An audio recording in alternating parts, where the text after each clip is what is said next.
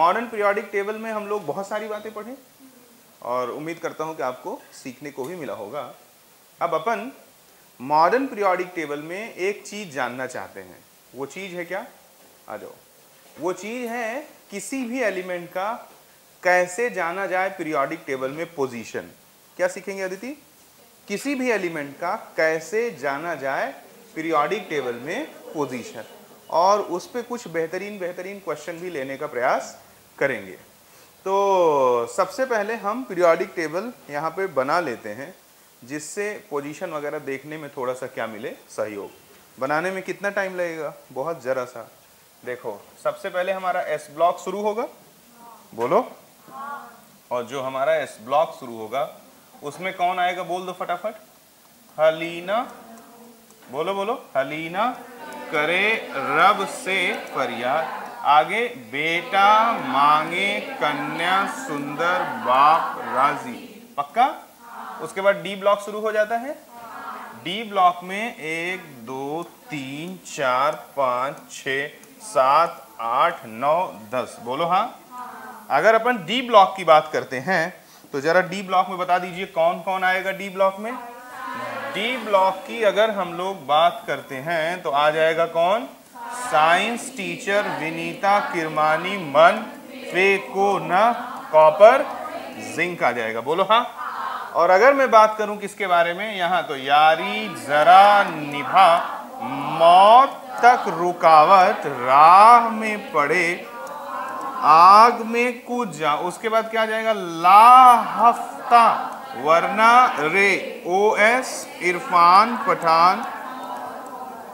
ओ God. उसके बाद क्या आ जाएगा? एक राइफल दबाए सागर भाई हस्ती मिटाकर देश को रंगीन करने निकले। बोलो हाँ। पी ब्लॉक, डी ब्लॉक खत्म हो गया। इसके बाद कौन आएगा भैया जी? इसके बाद आ जाएगा हमारा पी ब्लॉक। कौन आ जाएगा? P block. पी ब्लॉक में कुल कितने ग्रुप होते हैं? 6 ग्रुप होते हैं। चलो देख लेते हैं। 1 2 3 4 5 और इसको 6 कर दें। बोलो हाँ। कितना %?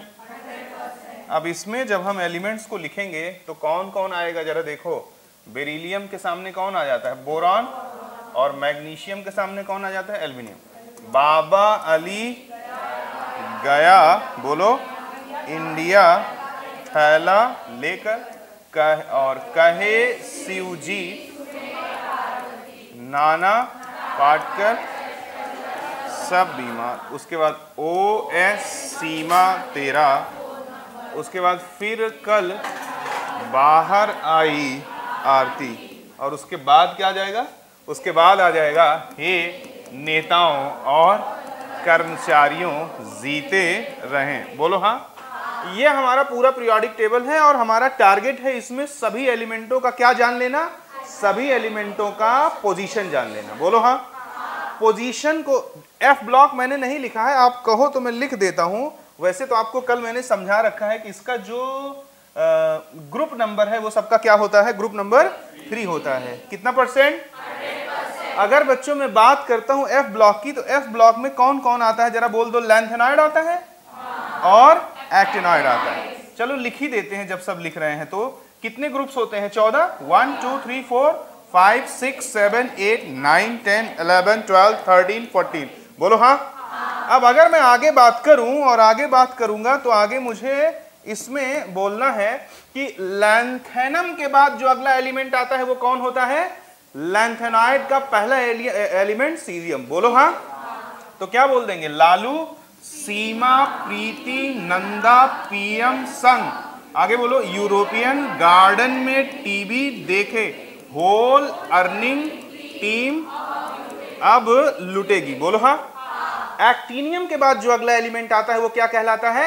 एक्टिनॉइड। बोलो हाँ। तो क्या बोलेंगे अब हम लोग? एक था पैदल चलने वाला, उसने नेपाल पूना अमेरिका काठमांडू बैंकॉक। बोलो हाँ। सिर्फ 41 दिनों में चलकर, सिर्फ फर्स्ट मेडल नंबर ले रखा है। इसको हम लोगों ने इसलिए बनाया कि जब इसको बना लेंगे तभी तो जानेंगे कि किसका पोजीशन कहां लाई करता है। बोलो। तो आज का जो हमारा टारगेट है, आज का हमारा टारगेट है कि हम जानेंगे कि किसी भी एलिमेंट का अगर हमको सिर्फ एटॉमिक नंबर मालूम हो और हम क्या निकालना चाह रहे हो, उस एलिमेंट का पीरियोडिक टेबल में पोजीशन निकालना चाह रहे हो, तो हम कैसे निकालें। चलो, तो उसके लिए हमको सबसे पहले क्या जानना पड़ेगा बच्चों, उसके लिए हमको सबसे पहले जानना पड़ेगा इलेक्ट्रॉनिक कॉन्फ़िगरेशन के बारे में। किसके बारे में? Electronic configuration. अब कुछ एलिमेंट्स हैं जिनके सामने मैं डेंजर जोन का निशान लगा दे रहा हूं। अगर आप इनका इलेक्ट्रॉनिक कॉन्फ़िगरेशन जान गए तो समझ लीजिए कि अधिकतम कल्याण हो चुका है। जैसे सबसे पहले क्रोमियम और कौन, कॉपर, उसके बाद मॉलिब्डेनम, टंगस्टन, उसके बाद Ru, Rh, Pd, Ag, बोलो हाँ। उसके बाद प्लैटिनम। इनके जो इलेक्ट्रॉनिक कॉन्फ़िगरेशंस हैं वो काफी एक्सेप्शनल हैं। क्या हैं? काफी एक्सेप्शनल हैं। तो देखो हमारा टारगेट क्या है, हम जानना चाहते हैं किसी भी एलिमेंट का पीरियोडिक टेबल में पोजीशन कब, जब हमको क्या मालूम हो, उसका एटॉमिक नंबर। फिर से सोच लो, क्या जानना चाहते हो? किसी भी एलिमेंट का पोजीशन कब, जब उसका क्या मालूम हो। तो उसके लिए सबसे पहले क्या मालूम होना चाहिए? Electronic configuration. क्या मालूम होना चाहिए? ठीक है, तो इलेक्ट्रॉनिक कॉन्फ़िगरेशन का जो सुपर ट्रिक तुमने कल पढ़ा था, इलेक्ट्रॉनिक कॉन्फ़िगरेशन के लिए हमको कितने बातों की जरूरत लग रही थी? अब मैं सब एक एक करके अच्छे से बताता हूं। इलेक्ट्रॉनिक कॉन्फ़िगरेशन में पहली बात जो हमको जरूरत लग रही थी कि वो क्या थी कि किसी भी शेल में number of subshell shell की प्रिंसिपल क्वांटम नंबर के क्या होता है, बराबर। यानी जैसे पहले सेल का प्रिंसिपल क्वांटम नंबर है 1, तो उसमें कितना सब सेल? 1। दूसरे का है 2, तो कितना सब सेल? 2। तीसरे का है 3, तो कितना सब सेल? यानी पहला इंपॉर्टेंट बात क्या है कि नंबर ऑफ सब शेल, क्या बोला मैंने? Number of subshell in any shell is always equals to the, बोलो हाँ, is always equals to the principal quantum number of the shell। बोलो हाँ, principal quantum number of the shell। दूसरी बात अगर मैं बोलूं और आपसे बात करूं उसके बारे में, तो दूसरी बात क्या बोला था मैंने कि किसी भी डी में इलेक्ट्रॉन तब जाता है जब उससे अगला एस, पक्का ना? ठीक है, दूसरी इंपॉर्टेंट बात क्या है कि किसी भी, क्या बोला मैंने, किसी भी डी में इलेक्ट्रॉन तब जाता है, बोलो हाँ, तब जाता है जब अगला एस क्या हो, जब अगला एस भरा हो, बोलो हाँ। तीसरी बात मैंने क्या बताया था कि किसी भी एफ में इलेक्ट्रॉन तब जाता है जब अगला 2s भरा हो, जब अगला 2s भरा हो, बोलो हाँ। और हमने चौथी बात क्या किया था, कि either fulfil subshells are highly stable, और कितना परसेंट, ये Hund's law of maximum multiplicity पढ़ाऊंगा तो बहुत डिटेल में बता दूंगा। अभी जो टारगेट है हम लोग उस पे काम करते हैं। फोर्थ पॉइंट क्या था हमारा कि either half filled subshell is highly stable और फुली फिल्ड, बोलो हाँ। ठीक है, ये चार बात अगर आपको मालूम है तो समझ लीजिए कि कोई भी समस्या आपको कुछ भी कर नहीं पाएगी। कल जरा सा टाइम था तो जल्दी में थोड़ी चीजें मैंने आपको इंट्रोड्यूस करा दिया था, आज हम लोग इसको डिटेल में पढ़ेंगे। तो चलो, ये चार बात अगर आपको याद है तो अब हम लोग काम करते हैं कुछ ध्यानपूर्वक। ध्यान से सुनना। अगर हमको क्या जानना है, position of any element in periodic table, क्या जानना है? Position of any element, position of any element in, बोलो, in periodic table। तो पोजीशन को जानना बहुत ही आसान है। पीरियोडिक टेबल में पोजीशन जानने के लिए दो बात मालूम होना चाहिए, क्या? कि किस ग्रुप में है और किस पीरियड में है। तो जो ग्रुप के बारे में जानकारी देता है वो कौन है?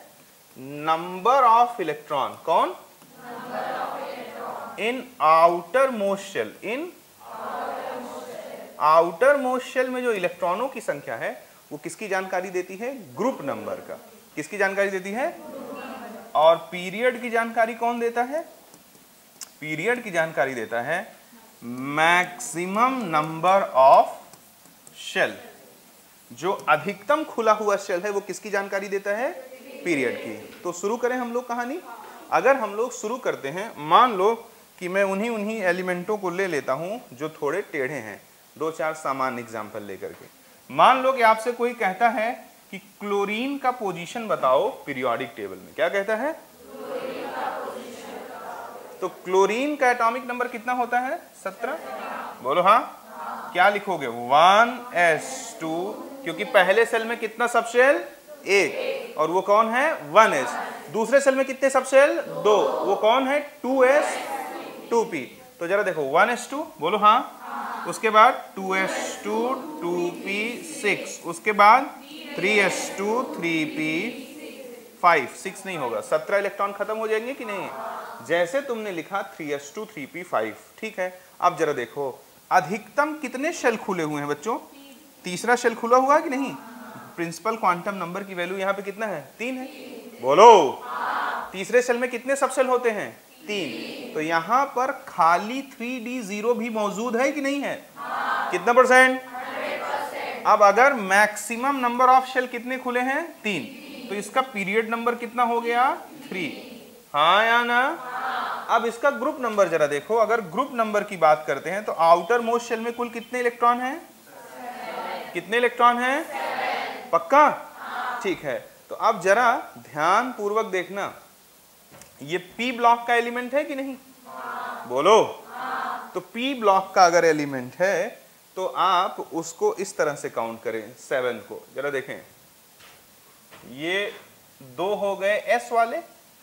देखो देखो देखो देखो, ये 3s2, ये 2s वाले हो गए। बोलो हाँ। अब बाकी 5 जो p 5 इलेक्ट्रॉन है वो p में जा रहा है कि नहीं? तो काउंटिंग कहां से शुरू करोगे? देखो यहां से शुरू करोगे कि ये 2 तो निपट गए कौन से? s वाले। और उसके बाद अब यहां से, यहां मत काउंटिंग शुरू कर देना, क्योंकि वो लास्ट इलेक्ट्रॉन किस में जा रहा है? p में जा रहा है। तो 1 गया तो ये, 2 गया तो ये, 3 गया ये, तो 4 गया तो 5 गया तो ये। बोलो हाँ। दहाड़ के। तो ये क्या है? ग्रुप नंबर 17 है कि नहीं? दहाड़ के। जैसे इसको क्या बोलोगे? ग्रुप नंबर 1 बोलोगे, इसको 2 बोलोगे, इसको 3 4 5 6 7 8 9 10 और 11 और 12, ये 13 14 15 16। बोलो हाँ। होता चला जाएगा कि नहीं? तो आउटर मोस्ट शेल में जरा देखो कितने इलेक्ट्रॉन है टोटल? हैं तो 7, लेकिन ये 7 एक सिरे से काउंट नहीं होंगे। ये 2 किसके हैं? s ब्लॉक के। बोलो हाँ। और ये 5 किसके हैं? p ब्लॉक के। तो 5 इलेक्ट्रॉन p ब्लॉक में। पहला इलेक्ट्रॉन जाएगा तो ग्रुप 13, दूसरा जाएगा तो तीसरा, चौथा और पांचवा, यानी इसका ग्रुप नंबर कितना हो गया? 17। कितना हो गया? समझा कि नहीं समझा? कितना %? क्या हुआ? हाँ। तो इसको पीरियड नंबर कितना हो गया? 3, और ग्रुप नंबर कितना हो गया? 17। ग्रुप नंबर 17 को अगर रोमन डिजिट में कोई रिप्रेजेंट करे तो कल आपने इसको सीखा था कि नहीं? इसको क्या बोलते थे? फर्स्ट है, इसको थर्ड है, फोर्थ है, फिफ्थ है, सिक्स्थ है, सेवेंथ। यानी इसको और किस नाम से जाना जा सकता है? चाहे बोले कोई ग्रुप 17 और चाहे कोई बोले ग्रुप 7A। हाँ या ना? समझ में आया क्या? ठीक है। ये बहुत छोटा सा एग्जाम्पल था। एग्जाम्पल में बहुत ज़बरदस्त लेने वाला हूँ। ये बिल्कुल बेसिक बातों के लिए था। चलो अब हम लोग आगे चलते हैं। सबसे पहले अगर कोई तुमसे कह दे क्रोमियम का क्या बताओ, पीरियोडिक टेबल में पोजीशन बताओ, क्या बताओ? क्रोमियम का पोजीशन बताओ कहां पर? पीरियोडिक टेबल में। तो चलो, क्रोमियम का एटॉमिक नंबर कितना होता है बच्चों? 20। कितना होता है? ये सबको क्लियर है ना? आओ चलो इलेक्ट्रॉनिक कॉन्फ़िगरेशन कर देते हैं।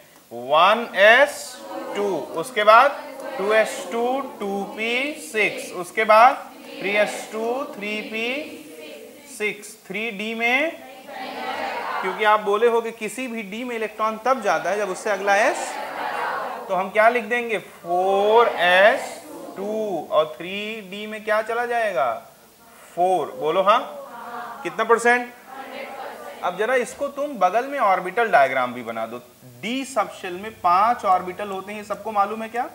मालूम होना चाहिए, जो रिपीट करके आया है, बाकी एटॉमिक में मैं सिखाऊंगा ही।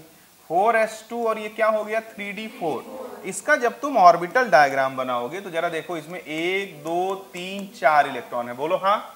और इसमें जो टोटल नंबर ऑफ इलेक्ट्रॉन है वो कितने हैं? 2। कितने हैं? 2। अगर मैं एक इलेक्ट्रॉन इसमें से इसमें डाल दूं तो कुछ चमत्कार हो जाएगा। गौर पूर्वक देखो तो समझ में आएगा। देखो 1 2 3 4 5 हो गया इसमें, और इसमें क्या हो गया जरा देखो 4s1, और ये क्या हो गया 3d5। पहले अगर बात किया जाए तो पहले ये फुलफिल था, बोलो हाँ।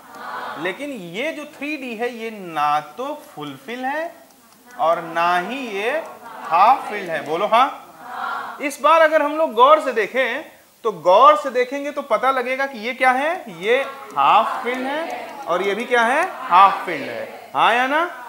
अगर दोनों हाफ फिल्ड है तो इनकी जो स्टेबिलिटी है वो क्या होगी, ज्यादा होगी in compare to this one. एक मिनट रुकिएगा जरा, कोई बुला रहा है।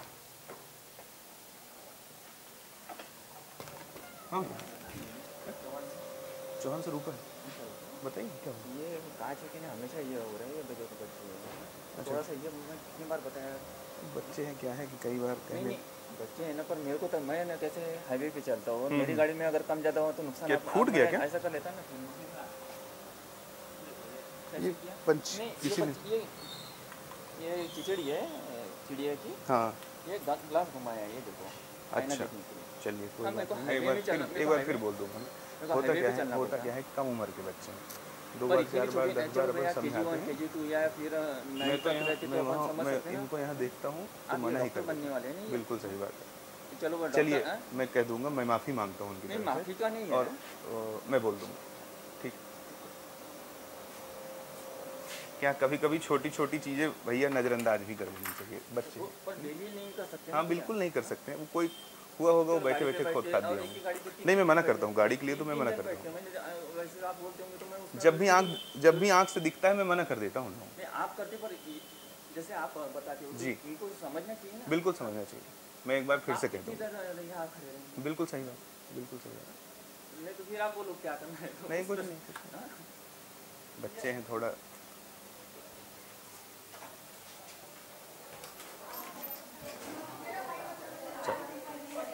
देखो ये समझ में आया आपको?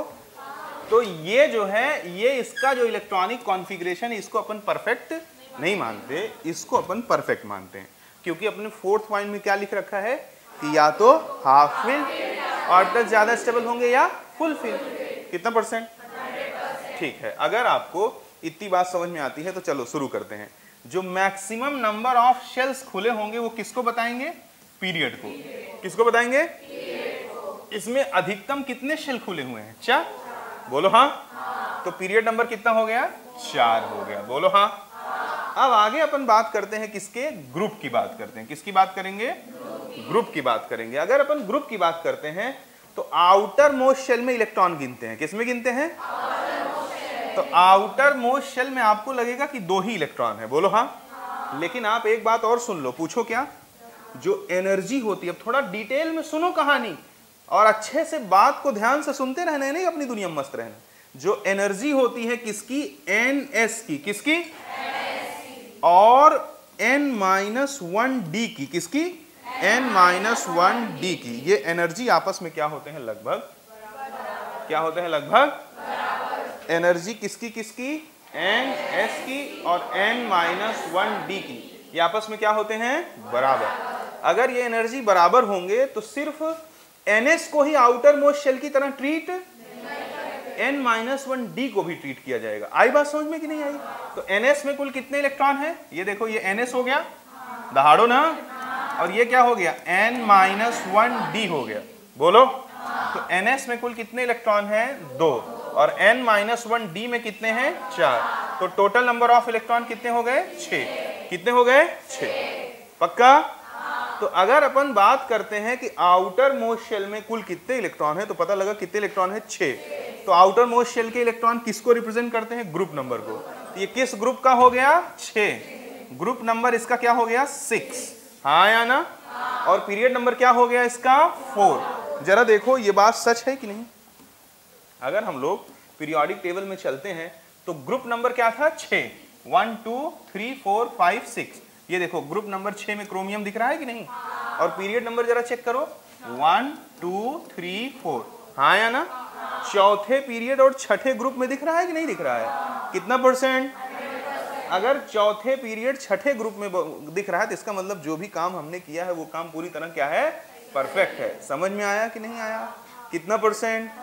मैक्सिमम जितने खुले हुए शेल होंगे वो किसको रिप्रेजेंट करेंगे, पीरियड को। और आउटर मोस्ट शेल में जो टोटल इलेक्ट्रॉन होगा वो किसको रिप्रेजेंट करेगा। और क्या सीखा तुमने कि ns और n-1d की एनर्जी क्या होती है, इसीलिए डी ब्लॉक में वेरिएबल ऑक्सीडेशन स्टेट पढ़ते हो, वो डिटेल की बात हो जाएगी। अभी के लिए इतना जानते रहो कि इनकी एनर्जी आपस में क्या होती हैं, ऑलमोस्ट सेम होती हैं। समझ में आया कि नहीं। क्रोमियम के बाद अगर मैं किसका एग्जाम्पल ले दूं, कॉपर का। किसका एग्जाम्पल ले दूं, खूब धैर्यवान तरीके से बैठो, खूब बढ़िया से सुनो। अपन एक एक बात को काटते काटते काटते काटते लास्ट में आपको अंतिम रहस्य तक लेके चल देंगे। कॉपर की अगर बात करते हैं तो कॉपर का एटॉमिक नंबर कितना होता है 29। अगर कॉपर का एटॉमिक नंबर है 29 तो इसका हम क्या करेंगे अब, इलेक्ट्रॉनिक कॉन्फ़िगरेशन। क्योंकि अगर हमको किसी एलिमेंट का पीरियोडिक टेबल में क्या जानना है, पोजीशन, तो सबसे पहला काम क्या है, इलेक्ट्रॉनिक कॉन्फ़िगरेशन, हाँ या ना। और उसमें मैं तुम्हें आज खिलाड़ी बना दूंगा लगभग। पहले बहुत सारे लोग खिलाड़ी हैं, बाकी लोगों को खिलाड़ी बन जाना है। बताओ सबसे पहले शेल में जाएगा, और पहले शेल में कितना सब शेल, 1। किसी भी शेल में नंबर ऑफ सब शेल की प्रिंसिपल क्वांटम नंबर के पहले शेल में कितना सब शेल 1, दूसरे में कितना 2, 2s2 2p6, तीसरे में कितना 3, 3s2 3p6, 3d में, क्योंकि किसी भी डी में इलेक्ट्रॉन तब जाता है जब उससे अगला s। आपको ये मेथड अच्छा नहीं लगा। पहले आप 30-40 के ऊपर जाने पे वो सांप सीढ़ी वाले मेथड से कॉन्फ़िगरेशन करते हैं, वहाँ समस्या आती है। अभी मैं बहुत सारे ऐसे क्वेश्चंस भी बनाता हूँ, देखते चलो। 3d में इलेक्ट्रॉन नहीं जाएगा, 4s2 के बाद क्या पता लगा कितने इलेक्ट्रॉन बच रहे हैं 9, उठा के मैंने इसमें डाल दिया, बोलो हाँ। अब सुन लो, मैं उन्हीं एग्जाम्पल्स को ले रहा हूँ जो सामान्य रूल रेगुलेशन से सॉल्व नहीं होते हैं। तो चलो शुरू करते हैं। अगर हम बात करेंगे किसका 3d9 का, ऑर्बिटल डायग्राम बना दो, चलो बनाओ। 1 2 3 4 5। ये तो सब लोग जानते हैं ना कि डी सबशेल में टोटल नंबर ऑफ ऑर्बिटल कितने होते हैं 5, बोलो हाँ। 1 2 3 4 5। और अपन आगे क्या बना देंगे 4s2 बना देंगे। क्या बना देंगे, और यहाँ क्या हो गया 3d9 हो गया, 5 6 7 8 9, बोलो हाँ। अब अगर वैष्णवी, अगर मैं एक इलेक्ट्रॉन उठा के इसमें से इसमें डाल दूं तो कुछ संभावना है। देखो अभी ये ना तो फुलफिल है और ना ही और ये क्या है फुलफिल है, बोलो हाँ। अगर एक इलेक्ट्रॉन उठा के इसमें डाल दूं तो मजा आ जाएगा। अबे ध्यान से सुन लेना, क्वांटम केमिस्ट्री पढ़ोगे, क्वांटम नंबर आएगा। बिना इलेक्ट्रॉनिक कॉन्फ़िगरेशन को मजबूत तरीके से जाने क्वांटम नंबर का क्या उखाड़ पाओगे, कुछ नहीं उखाड़ पाओगे। इसलिए इसको खूब मस्ती से देखो, ये आगे तक तुम्हें जो है मजा देने वाला है। 1 2 3 4 5 6 7 8 9 10। यहाँ पर जो अब क्या हो गया फुलफिल हो गया, बोलो हाँ। क्या कहती हो अदिति, फुलफिल हो गया। और यहाँ ये क्या हो गया भैया जी 4s1, ये हाफ फिल हो गया। तो ये तो बड़ी अच्छी बात है ना, बोलो। तुम जानते हो या तो full fill subshell highly stable होते हैं या हाफ। अब पहले वाले में एक फुल फिल था लेकिन दूसरा कुछ नहीं था, और दूसरे वाले में दोनों हाफ फिल है कि नहीं, एक हाफ फिल है दूसरा फुल फिल है। ये तो बड़ी अच्छी बात है, बोलो। आप जानते हो either half fill subshells are highly stable और फुल फिल, बोलो हाँ। और आप ये भी जानते हो कि इस प्रकृति में वो प्रोसेस अपने आप हो जाता है जो क्या होता है स्टेबल। स्टेबल चीजों को करने के लिए तुम्हें कुछ भी करना नहीं पड़ता है। हाँ या ना? ठीक है। अगर स्टेबल चीजों को करने के लिए तुम्हें कुछ नहीं करना पड़ता तो इसमें और इसमें कौन सा ज्यादा स्टेबल है? ये वाला, क्योंकि ये फुलफिल है और ये हाफ, और यहाँ ये ना तो फुलफिल था ना ही हाफ फिल, और ये फुलफिल था, तो ज्यादा अच्छा कॉम्बिनेशन कौन है? नीचे वाला कॉम्बिनेशन ज्यादा अच्छा है। अगर नीचे वाला कॉम्बिनेशन ज्यादा अच्छा है तो ये वाला इलेक्ट्रॉनिक कॉन्फ़िगरेशन मोर स्टेबल, इसलिए किताबों में ये दिखा मिलेगा, लेकिन ये वाला तुमको किताबों में लिखा हुआ नहीं मिलेगा। आई बात समझ में कि नहीं? अब बताओ कितने मैक्सिमम शेल खुले हुए हैं? 4 शेल खुले हुए हैं, और ये किसको रिप्रेजेंट करते हैं? बोलो हाँ। ग्रुप क्या होता है माही? ग्रुप होता है किसी भी एलिमेंट के आउटर मोस्ट शेल में कितने इलेक्ट्रॉन, वो किसको रिप्रेजेंट करता है? ग्रुप को। अब बताओ कुल कितने इलेक्ट्रॉन है? ये दिखने में तो दिखेगा कि एक ही है, लेकिन तुमको मालूम है कि ns और n-1d की एनर्जी आपस में क्या होती है?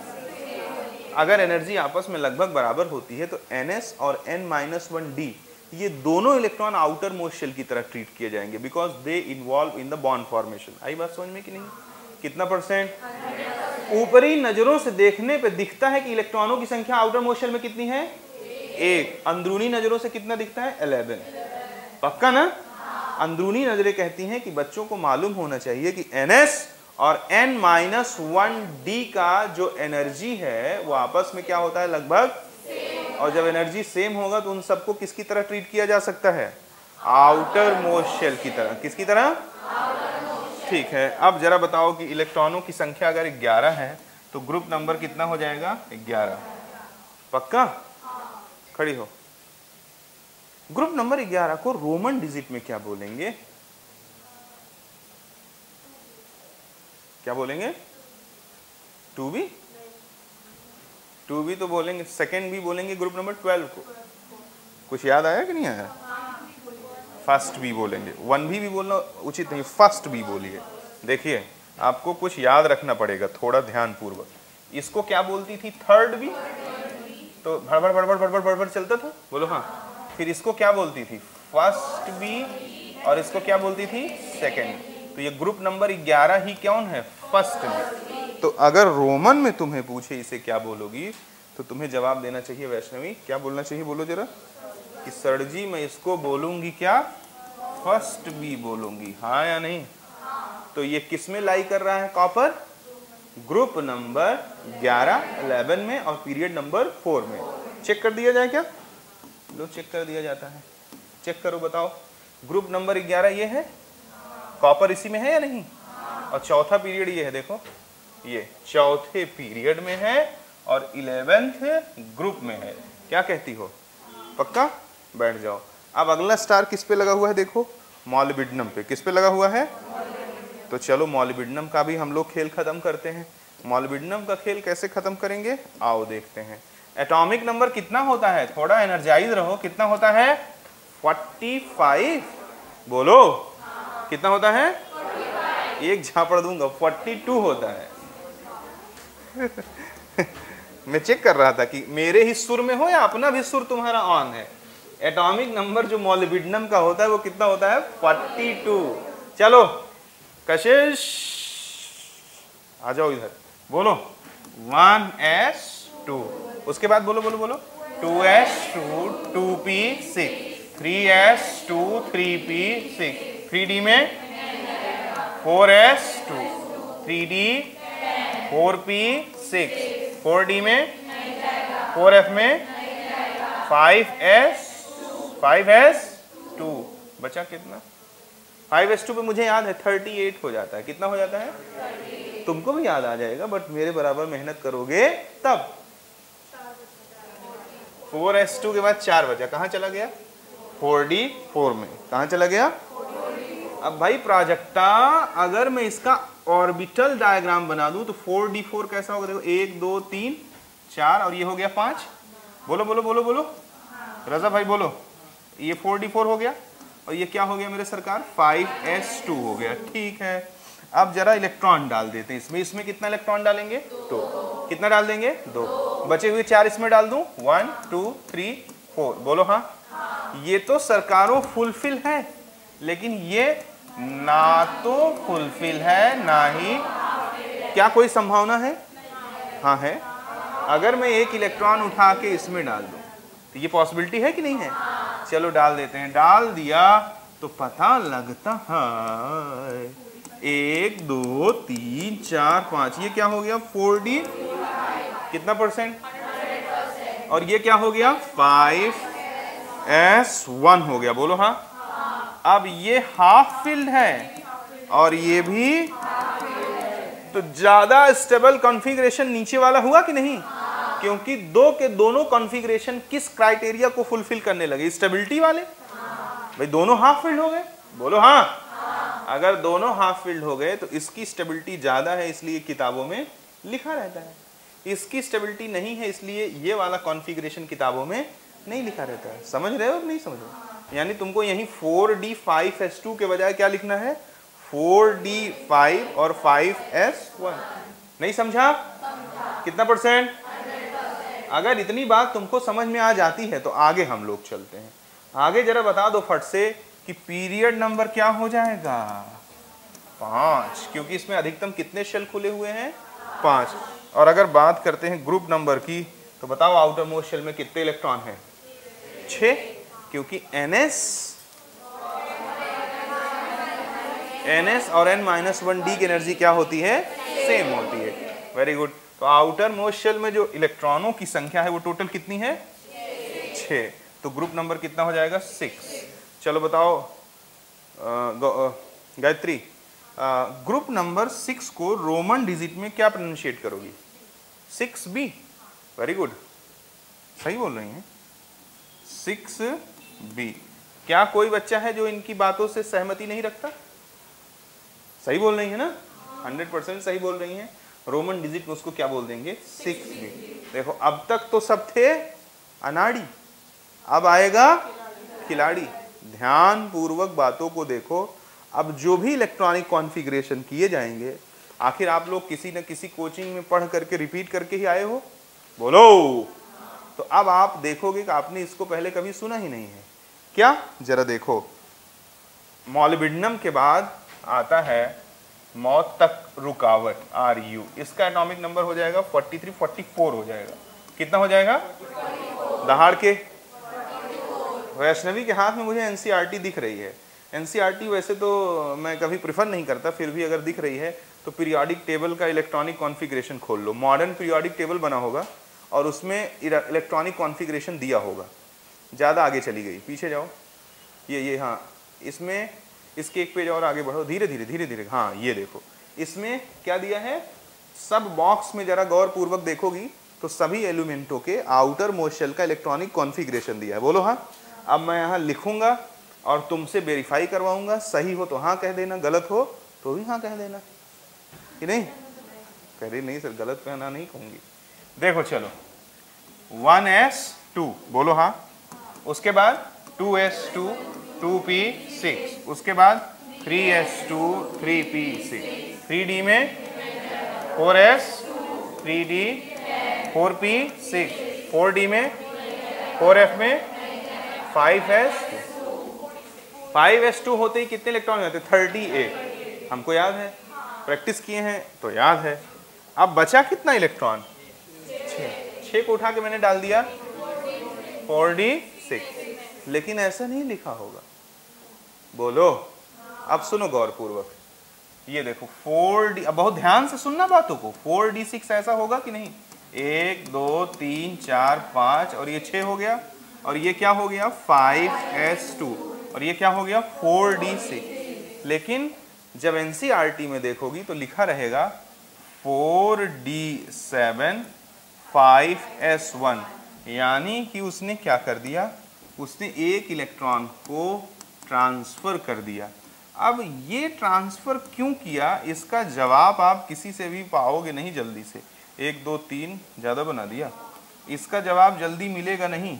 देखो, एक इलेक्ट्रॉन ट्रांसफर करने के बाद भी ना तो फुलफिल हो रहा है ना तो हाफ फिल, फिर भी एक इलेक्ट्रॉन ट्रांसफर हो रहा है। ऐसा क्यों? यही मेरा क्वेश्चन है। पता नहीं क्वेश्चन समझ में आया कि नहीं आया? समझ में आया क्या?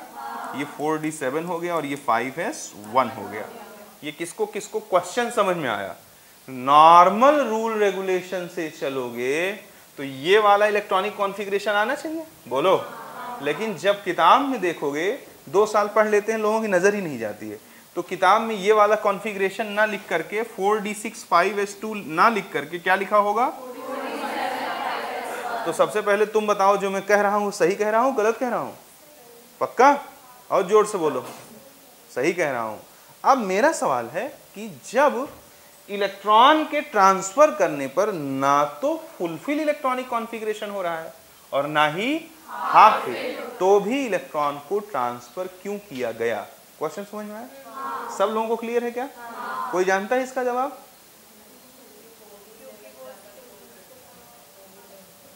एक तो ये जवाब हो गया जो मैं देता हूं लड्डू बांटने के लिए। क्या मैं ऐसा कह देता हूं, सुनो, D7 इज क्या? D7 is more close to D10 in compare to D6। तब तो ऐसा हर जगह होना चाहिए, बोलो भाई। देखो, fulfil electronic configuration more stable होता है। अब मान लो कि तुमको एक नौकरी मिलती है प्राजक्ता, तुम्हें 100 रुपए की जरूरत है रोज, तो 2 नौकरियां ऑफर की गई हैं तुम्हें, एक देता है तुम्हें 90 रुपए, एक देता है 70 रुपए, तो क्या करोगी? दोनों छोड़ दोगी? तीसरी कोई नौकरी नहीं मिल रही है, प्रतिदिन तुम्हें 100 रुपया चाहिए, तो कौन सी नौकरी करोगी? 90 रुपए वाला। तो इससे क्या पता लगा कि जब हम टारगेट को ना अचीव कर पाए तो टारगेट के पास वाली वैल्यू को अचीव करने की कोशिश करते हैं। यही समझदार इंसान का क्या है? पहचान है, बोलो। कि अगर मान लो टारगेट 6 घंटे पढ़ने का है तो 6 घंटे नहीं पढ़ पाए तो 5.5 घंटे पढ़ लिए, बोलो हाँ। 5 घंटे पढ़ लिए, 5 घंटे नहीं पढ़ पाए 4.5 घंटे पढ़ लिए, 4 घंटे नहीं पढ़ पाए, तब तो मैंने बताया था क्या करना है, तब तो फीस जमा करो और धीरे से जाओ, खाओ, सो, और रिजल्ट आए तो रो। हाँ,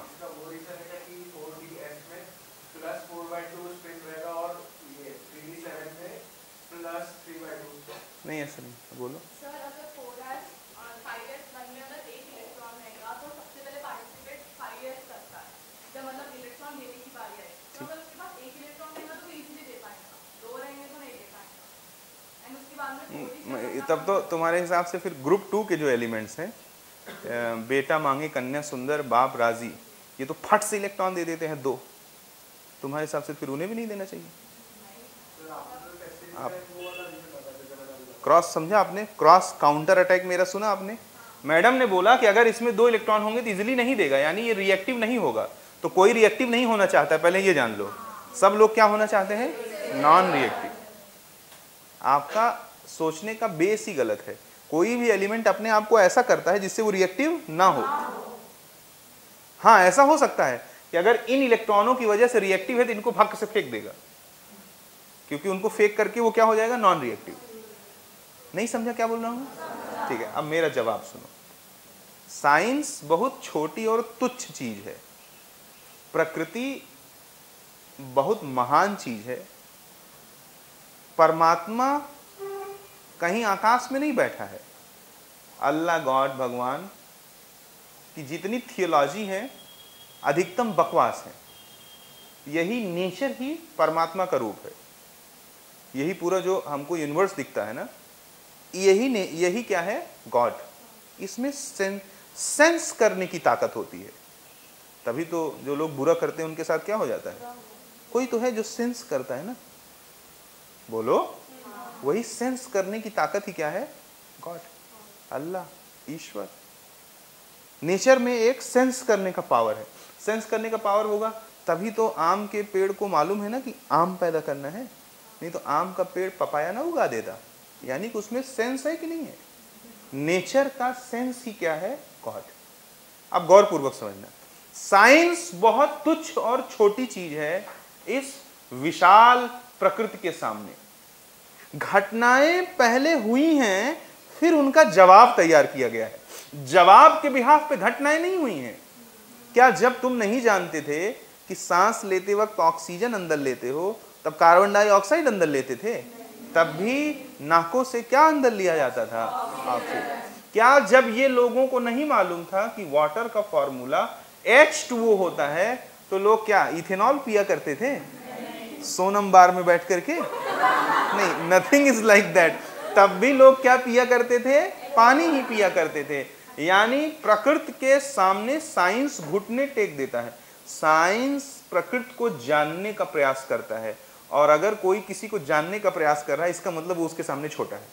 बोलो हाँ। अब गौर से सुनना, घटनाएं पहले हो चुकी हैं, कॉन्फ़िगरेशन उसका जवाब देंगे। क्या बोला मैंने?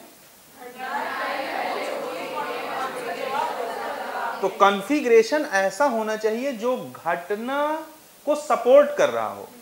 घटना ऐसी नहीं होनी चाहिए जो कॉन्फ़िगरेशन को सपोर्ट कर रही हो। समझ पा रहे हो मेरी बात को? ये नेचर है, इसमें ये सारी घटनाएं हो चुकी हैं, उसको साइंस जानने का कोशिश कर रहा है। बोलो हाँ। तो जो हमारा कॉन्फ़िगरेशन है वो ऐसा होना चाहिए जो प्राकृतिक घटनाओं का समर्थन कर रहा हो। हाँ या ना? गौरपूर्वक हाँ या ना? अब जैसे मान लो ये RU है, ये झट से +1 दे देता है। क्या दे देता है? झट से +1 देने के लिए आउटर मोस्ट शेल में कितना इलेक्ट्रॉन होना चाहिए? बोलो हाँ। दहाड़ो और दहाड़ो। ये बात समझ में आती है कि नहीं? तो ऑक्सीडेशन स्टेट को सपोर्ट करने वाले इलेक्ट्रॉनिक कॉन्फ़िगरेशन होने चाहिए, ना कि विरोध करने वाले। अब पता लगा तुमने कि आउटर मोस्ट शेल में कितने इलेक्ट्रॉन दे दिए? 2। कितने? कितने? और वो झट से क्या दे देगा? +2। और जब नेचर में उसको ढूंढोगे तो वो झट से क्या दे रहा होगा? +1। तो अब तुम्हारी बात और भगवान की बात अलग अलग हो गई कि नहीं? कितना %? तुमने इलेक्ट्रॉनिक कॉन्फ़िगरेशन इसको रखा और तुम्हारा एलिमेंट झट से क्या दे देता है? +2। और जब नेचर में उसको ढूंढा गया तो वो एलिमेंट झट से क्या दे देता है? +1। बोलो, अब तुम सीधे प्रकृति से चैलेंज ले रहे हो कि नहीं? तो तुम गलत माने जाओगे। प्रकृति गलत नहीं मानी जाएगी कि कोई आसमान में खड़ा होकर कहेगा अबे भाई तुमने क्यों +2 दिखाया या तुमने क्यों +1 दिखाया? नहीं, तुमको अपने अंदर सुधार करना पड़ेगा। हाँ या ना? तो जो भी इलेक्ट्रॉनिक कॉन्फ़िगरेशंस हैं वो ऐसी होनी चाहिए जो नेचर के इलेक्ट्रॉनिक कॉन्फ़िगरेशन को क्या कर रहा हो? सपोर्ट कर रहा हो। हाँ या ना? तो ये जल्दी से क्या दे देता है? +1। तो ये इलेक्ट्रॉनिक कॉन्फ़िगरेशन +1 के सपोर्टिंग होना चाहिए। हाँ या ना? इसलिए मैंने इसमें से एक इलेक्ट्रॉन निकाल के जबरदस्ती डाल दिया। तुम कहोगे मत डालो, नहीं डालूंगा तो नेचर की बात को समझा न सकूंगा। तो तुम ये पूछ सकते हो सर ये कहाँ कहाँ होगा? तो लॉजिकल सवाल ये है, बिना मतलब फिजूल का सवाल करने से, कि सर जब एक इलेक्ट्रॉन ट्रांसफर करने से ना तो इलेक्ट्रॉनिक कॉन्फ़िगरेशन फुलफिल हो रहा हो और ना ही हाफ वे, तो ये घटना सर कहाँ कहाँ होगी वो मैं बताऊंगा। इसी के लिए तो टीचर है, संडे है, क्लास लगी है, तुम आए हो, इसीलिए तो आए हो। समझा कि नहीं समझा? क्या मैं आपको कन्विंस कर सका? पक्का? ठीक है। अब चलो देखते हैं इसमें पीरियड नंबर कितना हो जाएगा। पीरियड नंबर हो जाएगा 5 और ग्रुप नंबर कितना हो जाएगा? ग्रुप नंबर हो जाएगा 7 और 1 8। ग्रुप नंबर कितना हो गया? 8। 8 ग्रुप को रोमन डिजिट में क्या बोलोगे? 8B बोलो भाई। ठीक है, 8B कितना %? 100%। पक्का ना? 8B के अंतर्गत कौन कौन आता है कशिश? 8 9 10। जान गए, फिर कोई बात ही नहीं है। अभी हमारी बात खत्म नहीं हुई है, चलती जाएगी। बस ये ध्यान रखना कि अब यहाँ के बाद तुमको ये पढ़ना ना पड़े। प्लीज इस बात का ध्यान रखना कि यहाँ से निकले तो इसे ना पढ़ना पड़े। इतना ध्यान से पढ़ो कि यहीं इसका खेल क्या हो जाए? खत्म। क्योंकि ये मैग्नेटिक मोमेंट निकालना होगा तो भी आ जाएगा, क्वांटम नंबर निकालना होगा तो भी आ जाएगा। ऐसी स्थिति में आप इसको खूब अच्छे से पढ़िए, खूब सुनिए मैं क्या बोल रहा हूं ध्यानपूर्वक। समझ में आया क्या? ठीक है। आगे मौत तक रुकावट के बाद क्या आ जाएगा? राह, RH। इसका एटॉमिक नंबर कितना होता है? 45। जरा बोलो मेरे साथ फटाफट।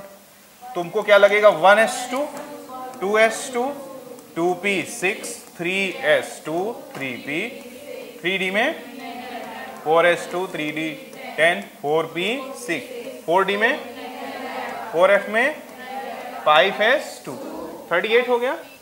5s2 होते ही कितना इलेक्ट्रॉन हो जाते हैं? 38। बचा कितना? 7 इलेक्ट्रॉन कहाँ डाल दिया हमने? बोलो हाँ। अगर हमने 7 इलेक्ट्रॉन यहां डाल दिया तो जरा ध्यान पूर्वक बातों को सुने। 5s1 यहां से एक ये इलेक्ट्रॉनिक कॉन्फ़िगरेशन होना चाहिए। जरा तुम देख के बताओ क्या ये दिया है? ये नहीं दिया होगा। वहां दिया रहेगा 4D8 और 5S1। क्या दिया रहेगा? अब जरा देखो 4D7 ऐसा होगा ना, 1 2 3 4 5, देखो 1 2 3 4 5 6 7, बोलो हाँ। और 5S2 ऐसा होगा, देखो 5S2 ऐसा होगा और 4D7 ऐसा होगा। अगर मैं इसमें से एक इलेक्ट्रॉन ट्रांसफर कर देता हूं तो ना तो फुलफिल बन रहा है ना ही फिर भी ट्रांसफर हो रहा है। बोलो ये तो गलत हो रहा है ना। लेकिन गलत भी होगा कब? जब नेचर की बात को सपोर्ट देना होगा, क्योंकि गलत और सही कुछ नहीं होता है। गलत और सही भी रिस्पेक्टिव चीजें हैं। बोलो हाँ। तुम जो कर रहे हो वो तुम्हारी नजर में गलत है, तुम्हारी नजर में सही है, प्रकृति की नजर में गलत है। तो तुम जो करोगे वो किसके हिसाब से करोगे? नेचर के हिसाब से करोगे, अपने हिसाब से नहीं। तो जरा देखो, एक इलेक्ट्रॉन ट्रांसफर किया, नहीं होना चाहिए, मैं भी मान रहा हूं थियोरेटिकली, बट फिर भी होगा। क्यों? क्योंकि नेचर में ये झट से क्या दिखा देता है? +1। और +1 को झट से दिखाने के लिए तुम्हें आउटर मोस्ट शेल में कितने इलेक्ट्रॉन रखने पड़ेंगे? कितना %? तो यहां हमने ट्रांसफर इसलिए किया, या इसका मैं एक चूरन बांटने वाला मेथड अपना देता हूं। क्या? कि D8 is more close to, बोलो हाँ, more close to D10 in compare to D से। ये मेरा जवाब है चूतिया बनाने के लिए, मतलब मूर्ख बनाने के लिए कह सकते हैं। ठीक है, समझ में आया क्या? ठीक। और असली जवाब वही है कि हम वही इलेक्ट्रॉनिक कॉन्फ़िगरेशन प्रपोज करेंगे जो परमात्मा के द्वारा करने वाली घटनाओं को क्या करता हो? सपोर्ट करता हो। तो अब आओ बता दो, झट से बता दो, इसका पीरियड नंबर कितना हो जाएगा? 5, और ग्रुप नंबर कितना हो जाएगा? 9। ग्रुप नंबर 9 को भी क्या बोलोगी? 8th B ही बोलोगी ना? कितना %? 100%। कुछ आनंद आया? मौत तक रुकावट राह, आगे सबसे बदमाश एलिमेंट आने वाला है, राह। मौत तक रुकावट राह में पड़े, PD 46। इसको स्टार से भर डालो, इतने स्टार लगा दो, इतने स्टार लगा दो कि किसी ने सोची ना होगी। 46 हो गया, बोलो हाँ। अब अगर 46 हो गया, इधर आओ, तुम लोग ऊपर बैठ जाओ और क्वेश्चन करो। कहां से? सिंगेज। तुमको कहां से कहां तक करके लाने को बोला था? 47 से 87। आया मैं थोड़ी देर से। चलो आओ देखो इसको। माही बोलो, 1s2 2s2 2p6 3s2 3p6 3d में 4s 3d और 4p6 4d में 4f में 5s2 38 हो गया। बचा कितना? कितना बचा? 38 के बाद 8 बचा ना। ऐसा होना चाहिए, लेकिन ये इकलौता ऐसा एलिमेंट है जिसमें पूरे 2 के 2 इलेक्ट्रॉन ट्रांसफर हो जाते हैं। ये दोनों 2 इलेक्ट्रॉन कहाँ चले जाते हैं? यहाँ। और क्या लिखा रहता है किताब में? 4d10 4f0 5s0। बोलो हाँ। कितना %? 100%। अब अगर ना भरोसा हो, देखो वैष्णवी खोल के कॉपी बैठी हैं, देख के बताओ जल्दी से, जो मैं कह रहा हूँ वो सच है कि झूठ? 4d क्या लिखा रहेगा? 10। अब ऐसा क्यों हो गया? अभी तक तो एक ही एक इलेक्ट्रॉन डाल रहे थे, यहाँ हमने कितने इलेक्ट्रॉन डाल दिए उठा करके? 2। क्योंकि नेचर में पाए जाने वाला पैलेडियम सामान्य तौर पे किसी से रिएक्शन, अब रुके रहो, अगर तुम इसको मानोगे इलेक्ट्रॉनिक कॉन्फ़िगरेशन, तो जरा देखो D8 का मतलब क्या हो जाएगा? अनपेयर्ड इलेक्ट्रॉन है। दिखाऊं या दिख रहा है? अनपेयर्ड इलेक्ट्रॉन है, बोलो हाँ। और अगर किसी भी स्पीसीज के पास क्या होता है? अनपेयर्ड इलेक्ट्रॉन, वो रिएक्टिव होता है। जानते हो नहीं जानते हो? अगर किसी के पास अनपेयर्ड इलेक्ट्रॉन होगा तो वो रिएक्टिव होगा। इसीलिए तो सोडियम रिएक्टिव होता है, बट Na+ नहीं। देखो जरा, क्योंकि सोडियम के पास क्या होता है? एक अनपेयर्ड इलेक्ट्रॉन, और Na+ के पास क्या होता है? 0 अनपेयर्ड इलेक्ट्रॉन। हाँ है ना? इसलिए बेरिलियम रिएक्टिव होता है, बट Be+2 नहीं। समझा कि नहीं समझा? हालांकि बेरिलियम में अनपेयर्ड इलेक्ट्रॉन एक भी नहीं रहते हैं, बोलो। लेकिन रिएक्टिविटी का जो आधार है वो अनपेयर्ड इलेक्ट्रॉन है। अगर किसी के पास अनपेयर्ड इलेक्ट्रॉन है तो वो क्या कर सकता है? रिएक्ट कर सकता है। हाँ या ना? कितना परसेंट? 100%। अब जरा बताओ, इसके पास इस इलेक्ट्रॉनिक कॉन्फ़िगरेशन में क्या थे? अनपेयर्ड इलेक्ट्रॉन थे। प्राकृतिक तौर पर जो पैलेडियम होता है वो सामान्यतः किसी से इजीली रिएक्शन नहीं करता। अब अगर इजीली रिएक्शन नहीं करता, इस बात का तुम्हें सपोर्ट करना पड़ेगा। इसके लिए तुम्हें अनपेयर्ड इलेक्ट्रॉन कितना करना पड़ेगा? 0। एक ही रास्ता है, उठा के दोनों इलेक्ट्रॉन इसमें ठोको। नहीं समझा? कहीं पे अनपेयर्ड इलेक्ट्रॉन है और होना नहीं चाहिए। बोलो। समझ में आ रहा है कि नहीं आ रहा है? जो प्राकृतिक पैलेडियम है वो किसी से रिएक्शन नहीं करता। जो तुम्हारा वाला है वो रिएक्शन करता है। अब तुमको उसको ऐसे बनाना पड़ेगा कि तुम्हारा वाला भी किसी से रिएक्शन ना करे। तो क्या करना पड़ेगा? जो भी करना पड़ेगा करेंगे। कोई नियम कानून नहीं फॉलो करेंगे, क्योंकि जो नियम कानून है वो किसके रिस्पेक्ट में है? हाँ या ना? तो उसको सपोर्ट करने के लिए जो भी कानून मानव के द्वारा बनाया गया है उसे तोड़ना भी पड़े तो वही सही है। समझे कि नहीं समझे? इसलिए आप और बहुत सारे कानूनों को भी जानते रहें। उसने जब पैदा किया तो इंसान पैदा किया है। बोलो हाँ। भाई क्या मुझ में इनमें क्या फर्क है? 2 हाथ, 2 आंख, 1 नाक। मैं हिंदू हूं और वो मुस्लिम है। फर्क कहाँ आ गया? धरती पे आते ही फर्क आ गया कि नहीं आ गया? इसका मतलब कि ये बहुत बोगज और गोबर बातें हैं। क्या होना? हिंदू होना और मुस्लिम होना दोनों बहुत ही गोबर बातें हैं, क्योंकि ये क्या करती हैं? परमात्मा का विरोध। प्रकृति का क्या करती हैं? अरे मानते हो कि नहीं मानते हो इस बात को? बहुत तथ्यपूर्वक सोचो। एक बार को भूल जाओ कि तुम किसी पर्टिकुलर थॉट प्रोसेस से पैदा हुए हो। अगर एक बार देखे तो जैसे मैं पैदा हुआ था वैसे ये भी पैदा हुए थे, वैसे सब कोई पैदा। पता लगा कोई क्रिश्चियन है, कोई सिख है, कोई कुछ और है, 20 तरह की चीजें हैं। तो ये जो भी बातें यहाँ पर प्रकृति का विरोध कर दें उनको गोबर समझ लेना, और उनको तोड़ देना ही प्रकृति का सपोर्ट होता है। हाँ या ना? कितना परसेंट? 100%। जैसे ये बात इंसान ने बनाई है। बोलो हाँ। धर्म को भी इंसान ने ही बनाया है। समझे कि नहीं समझे? इसीलिए सभी धर्म मेल को फेवर करते हैं, मेल के ही द्वारा लिखे गए। हाँ या ना? जितने भी धर्म हैं वो मेल को ज्यादा फेवर करते हैं रिलेटिव टू फीमेल्स। हाँ या ना? सती प्रथा था, सता प्रथा नहीं था कि भाई अगर देखा जाए तो भारत में क्या था कि अगर कोई मान लो उसका हस्बैंड मर जाता है तो प्रेम का परिचय था कि बीवी उसके साथ जलती अग्नि में, भैया एकाध पति भी कूद जाते, तब तो माना जाता कि हाँ ये प्रथा ठीक ठाक बनी हुई है। जेंडर डिस्क्रिमिनेशन ये पूरे अर्थ पे हमारे यहाँ ही नहीं पूरी दुनिया में रहा है, क्योंकि मानवों ने पैदा किया है। तो इंसानों के द्वारा बनाए गए नियमों को आप तब तोड़ सकते हैं जब वो परमात्मा को सपोर्ट कर रहा हो। हाँ या ना? ऐसा मानते हो? बहुत लॉजिकल सी बात है।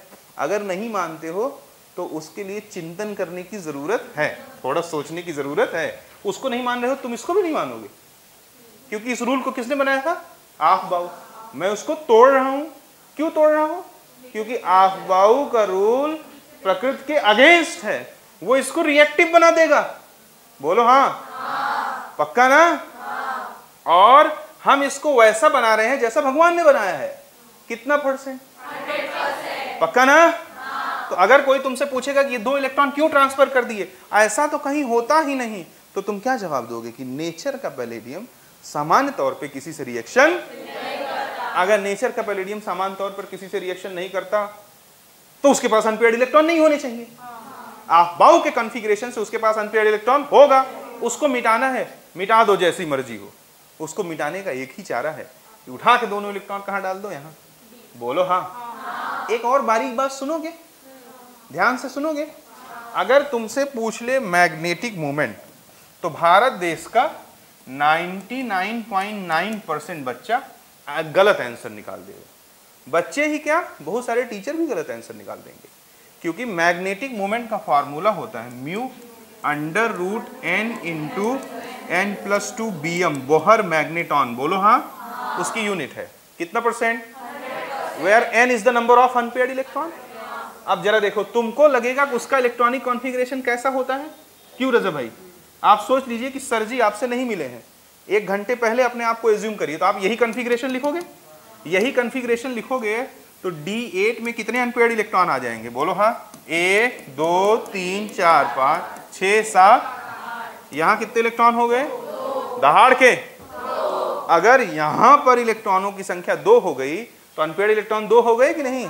और अनपेयर्ड इलेक्ट्रॉन 2 हो गए तो अंडर रूट 2 इंटू 2 प्लस 2, 2 2 4 दूनी 8, 2 रूट 2, 2 इंटू 1.414, रूट 2 की वैल्यू होती है 2 4 1 4। बोलो हाँ, तो 2 8 2 8 2.428 कितना परसेंट? इतना सबका म्यू आएगा। और तुम्हारा कितना आएगा? क्यों? क्योंकि तुम्हारे कॉन्फ़िगरेशन में अनपेयर्ड इलेक्ट्रॉन कितने हैं? आना कितना चाहिए? आ कितना जाएगा?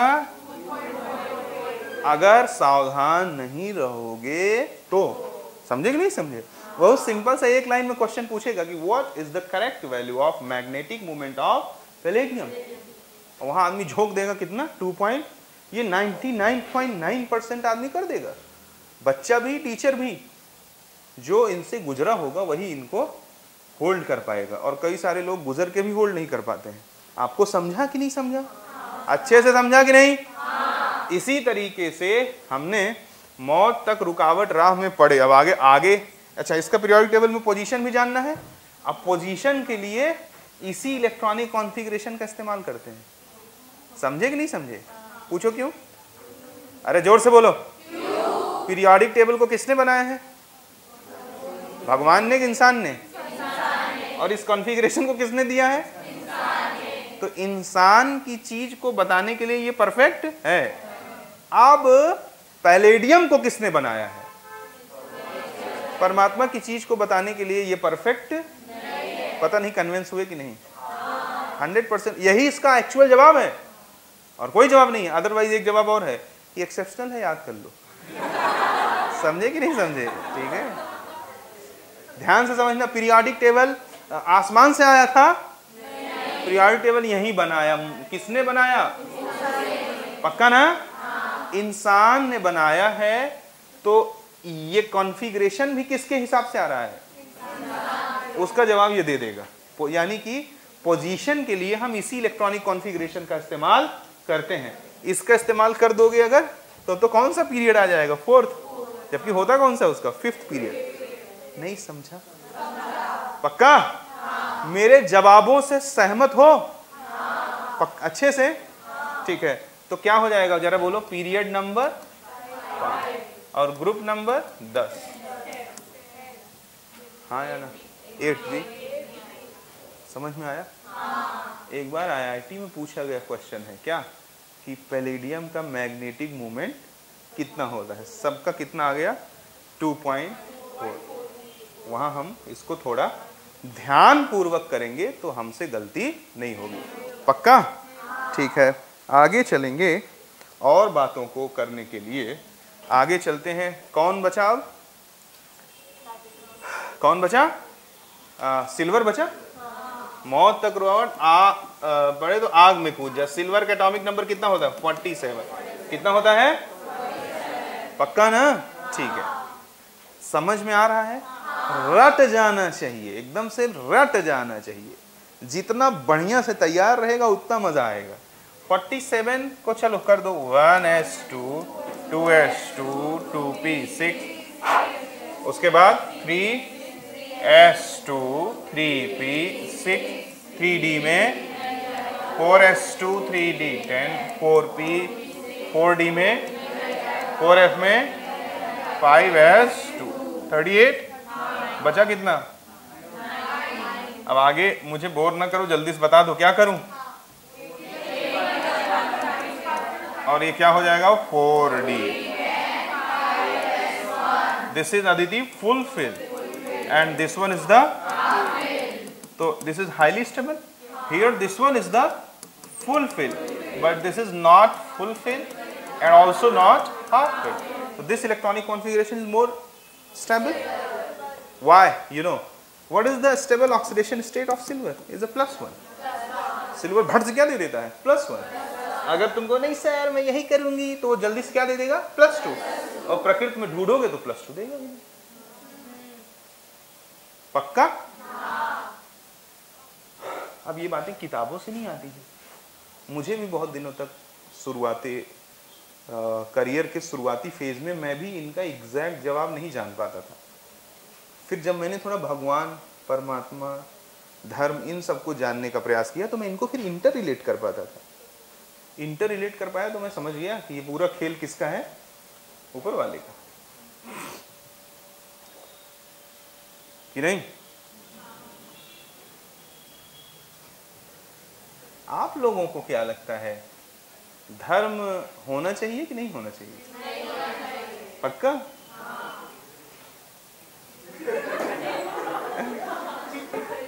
मुझे भी ऐसा लगता है कोई भी ऐसी चीज नहीं होनी चाहिए जो टॉक्सिक है. अगर आप एक डेटा निकालेंगे तो मानव जाति में सबसे बड़ा उपद्रव मचा है वर्ल्ड वार में. इंसानियत जहां तार तार हो गई. अब वर्ल्ड वार में जितने लोग मारे गए हैं उससे ज्यादा लोग मारे गए हैं किसमें? दंगों में. अगर पूरी दुनिया में जैसे ईसाई उठा लिया जाए, ईसाइयों के ने आपस में जो धर्म को लेकर के, मुस्लिम उठा लिया जाए, हिंदू उठा ली, माइनॉरिटी में सबसे ज़्यादा तो दंगा हम ही लोगों के यहाँ कम होता है, ऐसा नहीं है. बाकी पूरी दुनिया में तो और बहुत ज़्यादा हुआ है. तो धार्मिक रूप से जो दंगे हुए हैं उसमें जो लोग मरे हैं उनकी संख्या वर्ल्ड वार से भी ज़्यादा है. अब मैं अच्छा खासा बहुत अपनी स्टडी किया, जो भी मुझसे हो पाया, जितना मेरे पास समय लगा. फिर मैं किसी घिसी पिटी बातों को कभी मान नहीं पाया कि मैं अंदर से, जैसे मैं न्यूट्रल होके जब सोचता हूँ तो मुझे एक ही चीज़ लगता है, परमात्मा है. हाँ है, बिल्कुल है. ऊर्जा है, वो अलग अलग रूप में उसको कोई मान सकता है. फिर दूसरी बात मेरे दिमाग में आती है कि धर्म है, नहीं, इसकी कोई ज़रूरत नहीं है. क्योंकि जो चीज़ें इंसानों को डिवाइड कर सकती हैं वो क्या इंसानों को कभी जोड़ सकती हैं? जो इंसान और इंसान में ही एक ना कर सके वो इंसान को भगवान से जोड़ पाएगा क्या? डिवीजन का सबसे बेसिक कारण क्या है? धर्म, रिलीजन. और उसने बहुत उपद्रव मचाया है. इसलिए मैं तो थोड़ा थोड़ा नॉन रिलीजियस हूं. कैसा? बिहेवियरली, आत्मा से नहीं. भगवान तो मैं भगवान में तो 24 घंटे रहता हूँ, लेकिन मैं वैसे भगवान में 24 घंटे नहीं रहता जो दिमागी उपद्रव क्रिएट कर देते हैं. भाई अजमल आमिर कसाब आया और 8-8 साल के छोटे छोटे बच्चों को 9-9 महीने के AK-47 से गोली मार दिया. औरतों को, बच्चों को भून के रख दिया. आखिर क्या मोटिवेशन रहा होगा दिमाग में? भाई धार्मिक मोटिवेशन है पूरी तरह से कि दीन के लिए जंग चल रही है, जन्नत में जाएंगे, हूरें नहलाएंगी. तो ये क्या होता है? हाँ, ये दिमागी मोटिवेशन है पूरी तरीके से. अब वो जब किसी का कैप्चर कर लिया जाता है तो कुछ भी कर सकता है, बिल्कुल कर सकता है. तो एक लाइन बोल के पढ़ा देता हूँ, क्योंकि आपको समस्त शिक्षाएं एक साथ मिलनी चाहिए. जीवन में आज्ञाकारी मत बनना. आज्ञाकारी लोग बहुत उपद्रव खड़ा करते हैं. भाई मान लो कि ये मेरी आज्ञाकारी स्टूडेंट है, मैंने कहा जाओ इनको मार दो, ये कहीं मार दी. विचारशील होना चाहिए. क्या होना चाहिए? ये मेरी आज्ञाकारी स्टूडेंट है, साथ साथ विचारशील है, मैंने कहा जाओ इनको मार दो, तो ये गई, उठी, आज्ञाकारी थी, उठी गई मारने. सोची कि सर ने बोला था विचारशील भी रहना है. तुरंत इन्होंने विचार किया कि क्या इनको मारना सही है या गलत. तो जैसे ही सोचेंगी तुरंत सही डिसीजन दिल दे देता है. किसी का भी दिल हो, जैसे ही वो सोचेगा तो तुरंत सही डिसीजन मिल जाएगा. इसीलिए जो धार्मिक रूप से ब्रेन वॉश करते हैं वो सोचने पे क्या करते हैं? रोक लगाते हैं. तुमने अगर सवाल कर लिया उनसे तो तुम्हारी बैंड बजा देंगे. सोचो मत, जो कहा जा रहा है मान लो, लेकिन सोच अपनी कभी खत्म, किसी भी आदमी को, खासकर यंगस्टर्स को तो बिल्कुल भी सोच अपनी खत्म नहीं करनी चाहिए. विचारशील रहें, आज्ञाकारी नहीं. केवल पढ़ लिख लेने से ही पूरा जिंदगी सही नहीं हो जाता है, और भी बहुत सारी चीज़ों की ज़रूरत लगती है डिसीजन मेकिंग के लिए। ऐसी स्थिति में हमेशा एक विचारवान ही इंसान ही चीज़ों में परफेक्ट फैसला कर पाता है। चलिए आगे चलते हैं। ये हो गया। अब बचा प्लैटिनम। कौन बचा? प्लैटिनम की प्लैटिनम है तो प्लैटिनम, बट हम लोग इसको बोलते हैं प्लैटिनम। प्लैटिनम का जो atomic number is how much? Is 78। Is how much? 78 का अगर हम लोग क्या करेंगे इलेक्ट्रॉनिक कॉन्फ़िगरेशन 1s2 2p, अरे बोलो, ठंडे हो गए, 3s2 3p 3d में 4s2 3d10 4p 4d में 4f में 5s2, बोलो हाँ। 5s2 के बाद क्या आ जाएगा? 4d 5p 5d में 5f में 6s2। अब मुझे तो याद है, क्या तुम्हें भी याद है? नहीं 6s2 पे कितने इलेक्ट्रॉन हो जाते हैं? 56। देखो 4s2 पे हो जाते हैं 30, 5s2 पे कितने हो जाते हैं? 38, और 6s2 पे कितना हो जाता है? 56। मुझे तो याद है। आगे चलें, बोलो बे। 14 यहाँ डाल दें, 70 हो गया। बचा कितना? कहाँ डाल दें? होना यही चाहिए, लेकिन देखो ये नहीं होगा। नहीं 10 नहीं होगा, 9। तो उसमें देखोगे एक इलेक्ट्रॉन यहाँ से निकल के कहाँ चला जाता है? यहाँ चला जाता है, और क्या हो जाएगा? 5d9 6s1। ये तो अलग ही स्थिति है। भरोसा है मुझ पे? मुझ पे भरोसा मत करना। ये देखो सामने बैठी हुई हैं, इनसे पूछ लो जो मैं लिखा हूँ वो सही है कि नहीं।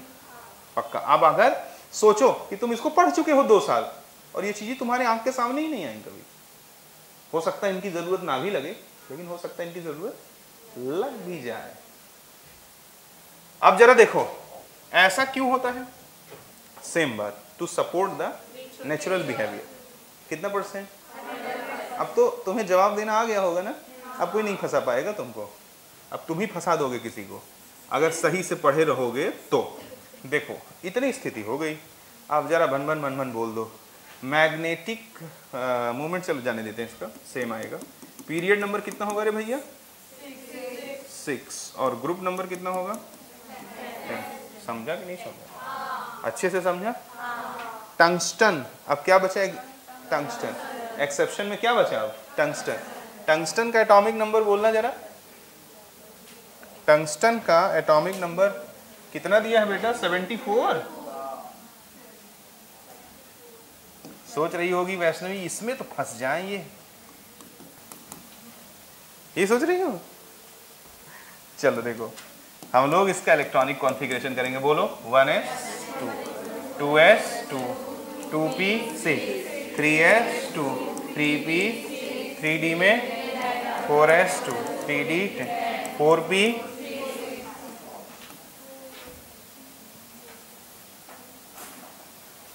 सावधान 4d में 4f में 5s2 4d 5p 5d में 5f में 6s2।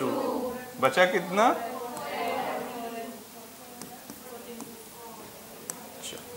बोलो हाँ। बड़ी हड़बड़ी मचेगी शरीर में, एक इलेक्ट्रॉन डाल दूं इसमें और ये क्या हो जाए? 5d5 6s1। मचेगी कि नहीं? क्योंकि एक इलेक्ट्रॉन डालते ही ये क्या हो गया? ये भी क्या हो गया? पहले ये क्या था? ये क्या नहीं था ना? फुलफिल था ना? तो हमें लगेगा कि अगर एक इलेक्ट्रॉन डाल देंगे तो स्टेबिलिटी, मजा आ रहा है, ठीक है। और एकदम से पूरा शरीर खींचेगा कि उठाओ इलेक्ट्रॉन और डाल दो। तो कौन जवाब देगा? दीदी जवाब देंगी। दीदी बोलो वैष्णवी। यही वाला लिखा मिलेगा तुमको, ये वाला लिखा नहीं मिलेगा। देख लो, देखो देखो किताब देखो। राइट और रॉन्ग? राइट। जवाब दो, जवाब दो। ऐसा क्यों? To support the natural behaviour. अबे ये बहुत इंपॉर्टेंट, समझा कि नहीं समझा? अगर किसी से कहेगा मैग्नेटिक मोमेंट निकालो टंगस्टन का, तो उसका आ जाएगा 6 पॉइंट समथिंग और तुम्हारा कितना आ जाएगा 4 पॉइंट समथिंग। समझे कि नहीं? तुरंत क्वेश्चन गलत। समझे कि नहीं समझे? जितने अनपेयर्ड इलेक्ट्रॉन होते हैं उतना पॉइंट समथिंग आंसर आता है मैग्नेटिक मोमेंट। समझे कि नहीं समझे? सॉल्व करने की जरूरत नहीं है। अगर 4 अनपेयर्ड इलेक्ट्रॉन है 4 पॉइंट समथिंग, 6 अनपेयर्ड इलेक्ट्रॉन है तो 6 पॉइंट समथिंग। अब टंगस्टन का मैग्नेटिक मोमेंट पूछोगे तो पूरा भारत यही निकालेगा, क्या 6 पॉइंट समथिंग, जबकि होता कितना है 4 पॉइंट समथिंग। अगर एंग्री हो तो एनसीईआरटी में ऐसा छुपा के लिखा है कि वहां नजर ही नहीं जाती किसी की। हमारी नजर चली गई क्योंकि हम पूरी जवानी खाली थे, केवल बुक लेकर के छान मार रहे थे एक कमरे में बैठ करके, इसलिए हमारी नजर वहां तक चली गई। 22-23 साल की एज से जब मैं प्रोफेशनल टीचिंग शुरू किया तो मेरा एक ही काम था कि बस वही पढ़ो जो उल्टा सीधा हो, जो सामान रूल रेगुलेशन से वायलेट करके सामने आ रहा हो। कुछ तो ऐसा करो कि तुम्हारे सामने बैठा जो बच्चा है उसे कुछ सीखने को मिले। बे वही घिसी पीटी सड़ी गली बातें कब तक पढ़ाते रहोगे? तो वहां से इन सब चीजों को अपन जान पाए, क्या कि जब आप देखोगे टंगस्टन का इलेक्ट्रॉनिक कॉन्फ़िगरेशन तो क्या होगा, कोई भी इलेक्ट्रॉन ट्रांसफर नहीं होगा। अब तुमको अरे सर करो ना सर स्टेबिलिटी बढ़ जाएगी, अरे भैया आप बाऊ को और तुम्हें लग रहा है कि स्टेबिलिटी बढ़ जाएगी। जब परमात्मा वाले टंगस्टन को देखोगे तो उसका पूरा व्यवहार इसके हिसाब से होगा। समझे कि नहीं समझे? अब तुम क्या करना चाहते हो, इसके हिसाब से कराना चाहते हो। हमारे तुम्हारे चाहने से अगर कुछ होता तो चलते हम लोग चंद्रमा पे, बोलो डिनर करते, वहां वापस आ जाते अपने घर। चाहने से थोड़ी कुछ होता है। समझा कि नहीं समझा? पहले इस पे खूब ढेर सारे स्टार लगा लो। ज्यादा स्टार की जरूरत किस पे है? टंगस्टन पे, और इनका व्यवहार थोड़ा बाकियों से भी डिफरेंट है। अब देखो ये सब पढ़ाने में तुम्हें मजा तो आ रहा होगा, ये मुझे भी मालूम है, लेकिन मजा ही आएगा जैसे ही निकलोगे तो कौन कौन एक्सेप्शनल थे याद ही नहीं आएगा। समझे कि नहीं समझे? उनके लिए क्या लगेगा? प्रैक्टिस।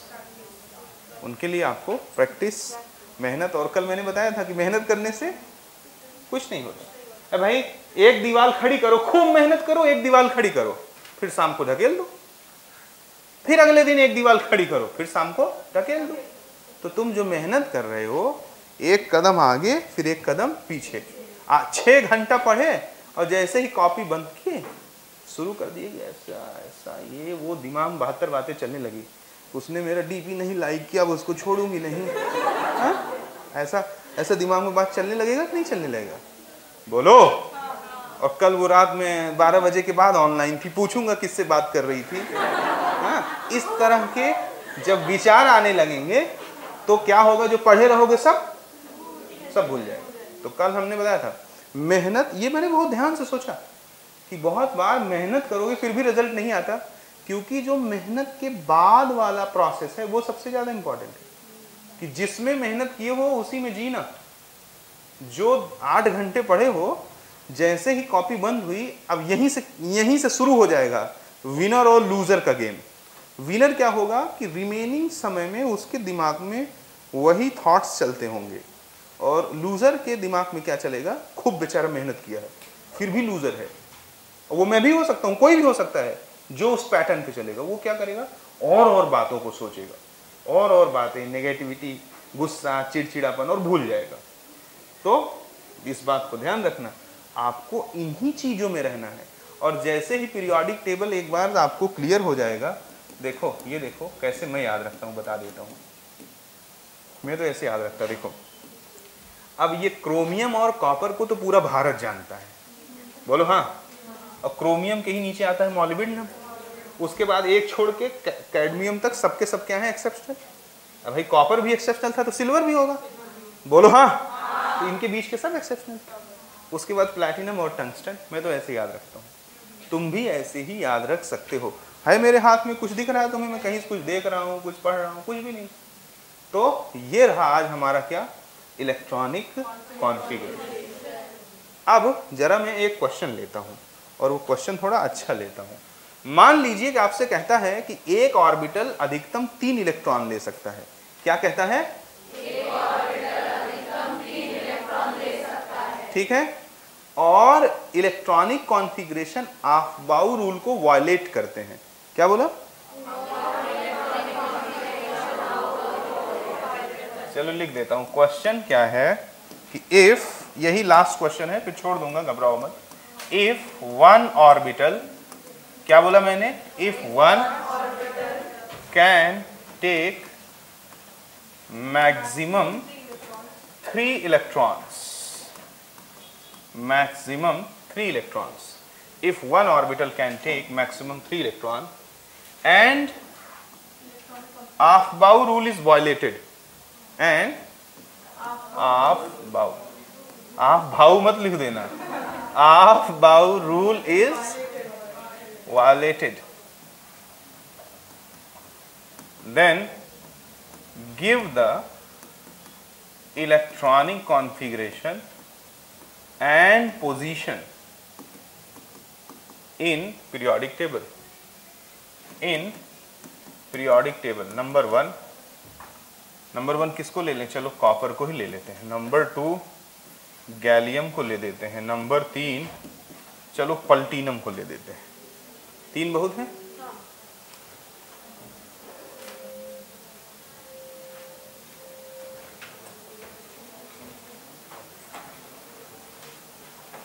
सीखो, करने की कोशिश बाद में करना, पहले एक सीख लो फिर बाकी दोनों को करना। देखो ध्यान से सुनो बच्चों, एक ऑर्बिटल में अधिकतम कितने इलेक्ट्रॉन जा सकते हैं? ऐसा होता तो नहीं है, कोई बात नहीं, मैं एज्यूम कर रहा हूं ना। एज्यूम करने से कोई रोक सकता है? नहीं रोक सकता है। 1s3, 2s3, 2p3 अबे p में 3 ऑर्बिटल होते हैं तो 2p क्या हो जाएगा? 9। एक ऑर्बिटल में अधिकतम कितने इलेक्ट्रॉन जा सकते हैं? 3। s में कितने ऑर्बिटल? s में कितने ऑर्बिटल? 1। p में कितने ऑर्बिटल? d में? f में? एक ऑर्बिटल में अधिकतम कितने इलेक्ट्रॉन जा सकते हैं? तो s में कुल कितने? p में? d में? और f में? 21। कितना परसेंट? तो 1s3, 2s2, 2p 9। 6 करेगा मन बार बार, बचपन तो मत लिखना। उसके बाद ये कितने हो गए? 9 और 6 15। उसके बाद 3s3, 15 और 3 18, 3p 9, 18 और 9 कितना हो गया? 27। अब बात आती है 4s में कि 3d में? 4s में तब जाता है जब ऑफ-बाउ रूल फॉलो होता है, क्योंकि 4s की एनर्जी 3d से ज्यादा होती है। कौन बताता है? ऑफ-बाउ n+l रूल। यहां मैंने क्या बोला है? ऑफ-बाउ रूल इज, यानी उसको अपन फॉलो, तो 4s के बजाय इलेक्ट्रॉन किसमें चला जाएगा? कितना बचा हुआ है? 2। भाई 29 है ना। कॉपर का एटॉमिक नंबर कितना है? 29 है। देखो 3 3 6, 3 9, 9 18, 9 3 27, 2 29। बोलो हाँ। कितना परसेंट? 100%। और आउटर मोस्ट शेल में कितने इलेक्ट्रॉन है? तीसरा सेल है आउटर मोस्ट ना। 9 + 3 + 2, तो 9 2 11, 11 3 14वें ग्रुप में चला जाएगा। तुम कहोगे अरे सर ये तो 14वें में होता ही नहीं है। अरे भाई ये तब नहीं होता जब एक ऑर्बिटल कितने इलेक्ट्रॉन जाते हैं? 2। अगर एक ऑर्बिटल में 3 इलेक्ट्रॉन जाएंगे तो पूरा पीरियोडिक टेबल का सूरत बदल जाएगा कि नहीं? जिस एस ब्लॉक में 2 ग्रुप हैं उसी एस ब्लॉक में 3 ग्रुप होंगे। जिस डी ब्लॉक में 10 ग्रुप हैं उसी डी ब्लॉक में 15 ग्रुप होंगे। जिस पी ब्लॉक में 6 ग्रुप हैं उसी पी ब्लॉक में 9 ग्रुप होंगे। तो ये हम एजम्पशन के बिहाफ पे बोल रहे हैं, समझे कि नहीं समझे? नहीं तो मॉडर्न में ढूंढो कि 14वें ग्रुप में कॉपर नहीं हो और मुझसे आगे भिड़ जाओ कि सर आपने बताया था 14वें में होगा, तो 14वें नहीं है। ये आपको मॉडर्न पीरियोडिक टेबल में मिलेगा, क्योंकि वो क्या मान के बना हुआ है कि एक ऑर्बिटल में अधिकतम कितने इलेक्ट्रॉन जाएंगे, और तुम्हारे क्वेश्चन का एजम्पशन क्या है? कितना परसेंट? चलो आगे। गैलियम का एटॉमिक नंबर 31 होता है क्या? 31 बोलो। ठीक है चलो बोलो। 1s3, 2s3, 2p9, 3s3, 3p9 27 हो गया था। 3d में कितना चला जाएगा? 4। बोलो हाँ। तो बताओ इसका ग्रुप नंबर कितना आया था? इसका ग्रुप नंबर आया था 14 और पीरियड नंबर कितना आया था? 3। इसका ग्रुप नंबर कितना आ जाएगा? 16 और पीरियड नंबर कितना हो जाएगा? कितना? पक्का ना? चलो प्लैटिनम का बताओ। Platinum 1s3 2s3 2p9 3s3 3p9 3d15 4s3 4p9 4d15 4f21।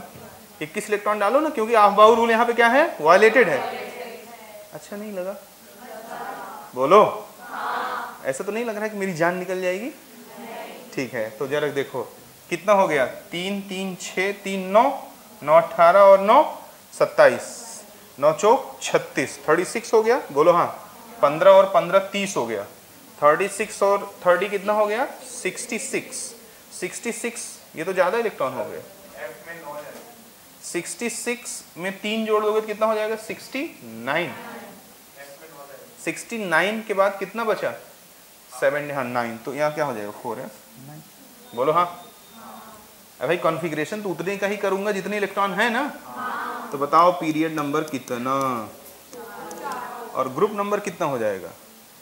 अरे मोरी दैया, जे का दाख देख लियो है। एफ में जा रहा है तो ग्रुप 36 बोलो, कूटूंगा पकड़ के। ग्रुप नंबर 3 ही रहेगा। एफ ब्लॉक कितना भी बड़ा नीचे होगा बढ़ता चला जाएगा। नहीं समझा?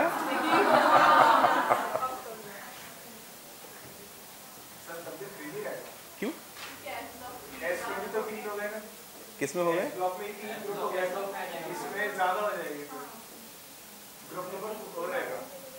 हाँ रुको रहो। ग्रुप एस में कितने खत्म होंगे? 3 हाँ 3 हो जाएंगे तो एक बढ़ जाएगा ना। ग्रुप नंबर 4 हो जाएगा। समझा कि नहीं समझा? मुझे माफ कर देना अगर ना समझा हो तो। लास्ट इलेक्ट्रॉन एफ में जा रहा है ना। होना किसका चाहिए? 3 का। होगा किसका? क्योंकि पीरियोडिक टेबल 1 से शिफ्ट हो जाएगा कि नहीं? जहां एस में 2 था वहीं अब एस में 3 है। पक्का ना? थैंक गॉड अगर समझ में आ गया हो तो। ये अच्छा क्वेश्चन है, नोट कर लोगे तो बहुत अच्छा रहेगा। एक और अच्छा क्वेश्चन कर लोगे तो मैं मान लूंगा कि हाँ चलो बात बन गई। 11th वाले आ रहे हैं क्या? बाप रे। नहीं 11th वाले बच्चों में अच्छी स्पिरिट है। चला बसा। छत पे बैठो को मराठी में क्या बोलेंगे? चला वर्ती बसा। वर्ती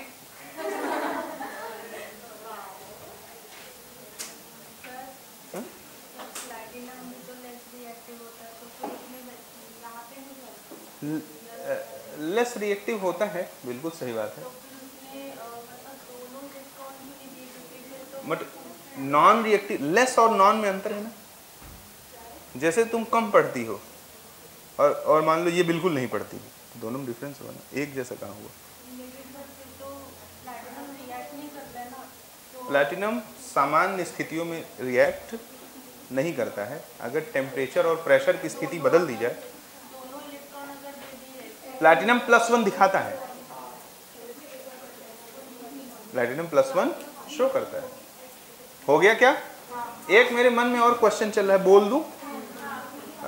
कशिश शायद पिछली साल तुम्हें कराया हूँगा। थामा रे। चलो मैं बना देता हूँ, लिखो जरा।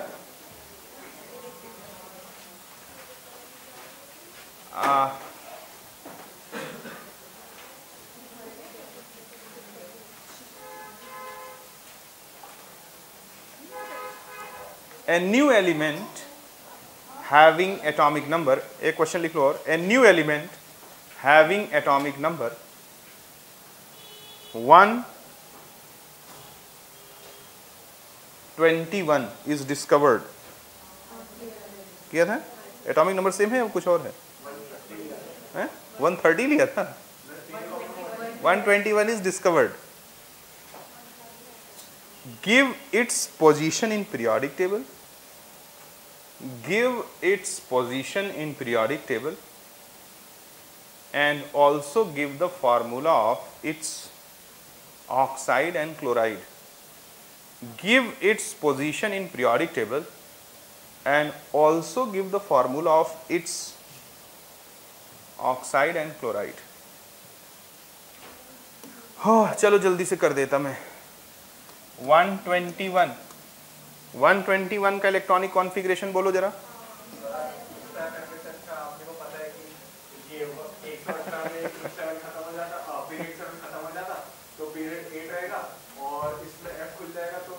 इसी से ही जान सकते हो जो बोल रहे हैं, लेकिन ये एक्चुअली सब लोग नहीं जान पाते मयूर भाई ना।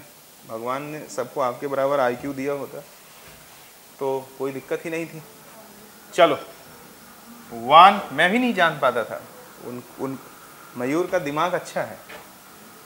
1s2 2s2 2p6 3s2 3p6 3d 4s2 3d10 आगे बोलो 4p6 4d में 4f में 5s2 4d10 5p6 5d में अबे बोलना 5f में 6s2 कितना हो गया?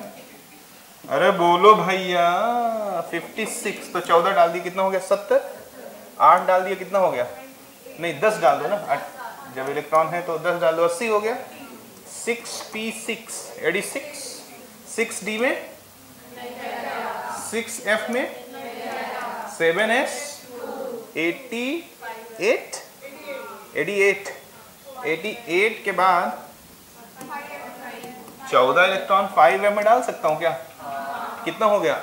102 बोलो 102 के बाद 10 इसमें डाल सकता क्या?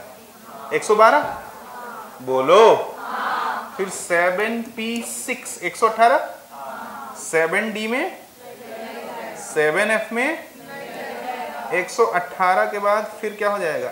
8s2 कितना हो गया? 118 के बाद 2 गया 120 बोलो हाँ। फिर 7d